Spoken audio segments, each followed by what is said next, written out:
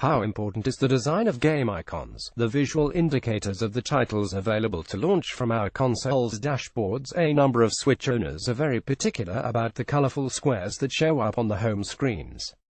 They are calling for changes, and developers are listening. On Thursday, September 18th, 3 days before the launch of SteamWorld Dig 2, Swedish game developer Imageform tweeted out an image of their new game installing on the Switch. Ignoring the classy socks being worn in the image, people instantly latched onto the quality of the icon design. Some in the Twitter thread compared it to the logo for the movie D2 to the Mighty Ducks. Others warned the devs that they'd be getting backlash from Reddit and NeoGAF communities regarding the icon design. Indeed, despite the developer assuring fans the icon would change come launch day, it spawned a thread on the Switch Reddit titled "In the contest to outdo the last worst icon, SteamWorld Dig 2 might be taking the prize." It's no surprise the original icon for SteamWorld Dig 2 caught such flack. For one, it's pretty ugly. According to Imageform CEO Brajan Sigurdsson, speaking to Kotaku about the icon kerfuffle, the icon was the result of accidentally including the Windows Mac desktop icon file with the final build sent to Nintendo icon via NeoGAF. But the Switch game icon crick has been going on for months. One of the earliest examples involves a downloadable game called Snake Pass, a unique slithering platformer from developer Sumo Digital.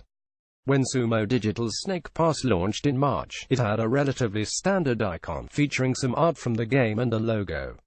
It looks like many other game icons on the Switch, or any game console for that matter. Indeed, according to an image posted to Reddit last month, Nintendo guidelines suggest game icons feature both an image representing the game and a logo. On June 21st, the Snake Pass icon changed image via Nintendo Life. The logo was removed, and the snake character's head was made more prominent. Developer Sumo Digital told Kotaku the change was made in order to make the icon consistent with the one used on PlayStation 4, Xbox One and PC. The tweet from the Snake Pass Twitter account announcing Update 1.2 immediately drew comments about the icon redesign.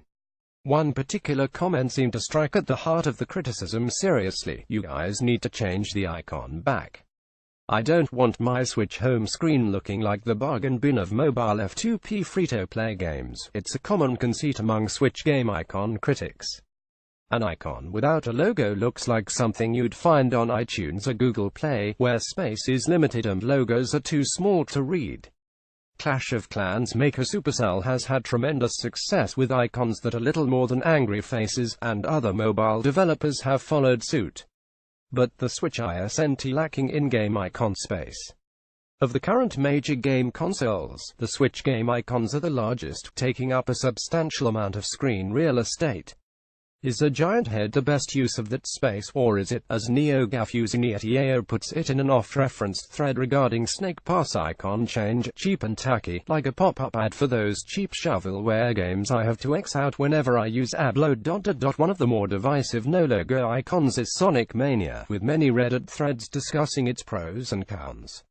With each new bad game icon showing up on the Switch dashboard, the voices of dissent get louder, and developers seem surprised by the powerful reactions.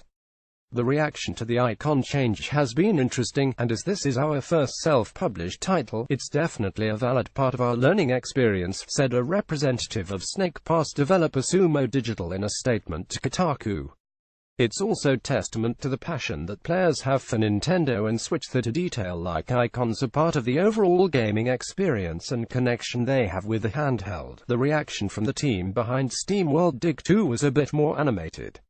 "A few of my coworkers had a hard time not reacting negatively," said Imageform Sigurdsson of the Reddit threads and Twitter responses to SteamWorld Dig 2's Switch art.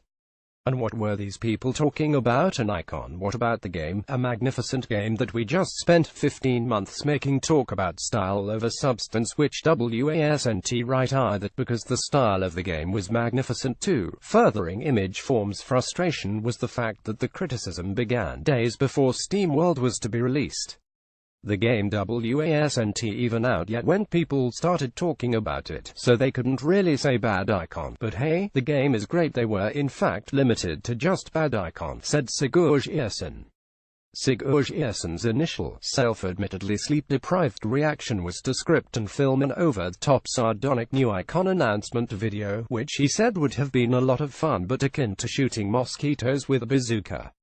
What happened instead was that art director Tobias Nielsen read my video script. B. He got really scared, worried about my mental state. C. He put together a new, wonderful icon in just about no time. And D. Instead of getting a video production company to produce a $20,030 video, we issued the following tweet: the new icon will be coming soon in an update to SteamWorld Dig 2. Image form ISNT, the first company to change its Switch icon based on community feedback. TT Games, the developer of LEGO Worlds, caught a lot of flack from the community when its game first showed up on the Switch, and for very obvious reasons. It's the second from the left in the screenshot below, and it looks like absolutely nothing. LEGO Worlds was released for the Switch on September 5th. The icon showed up on the Switch Reddit 2 days prior to launch. On launch day, a representative from TT Games posted a picture of a new and improved icon, which was recently added to the game in an update. It's much better. Note the Lixpeer icon also changed via an update between the first and second screenshot.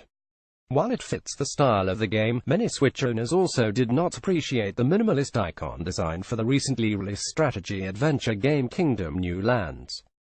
Publisher Raw Fury, during an AMA held on the Nintendo Reddit on September 15th, pledged to revise the design, saying, "We've been using the crown logo for all the other versions up till now, but we've seen the feedback from the Nintendo audience and we'll switch it." As for Snake Pass, the game that made rallying against ugly Switch icons a thing, Sumo Digital has good news. "We've definitely taken the feedback on board and will be changing the icon back with the next update, which is due early next year.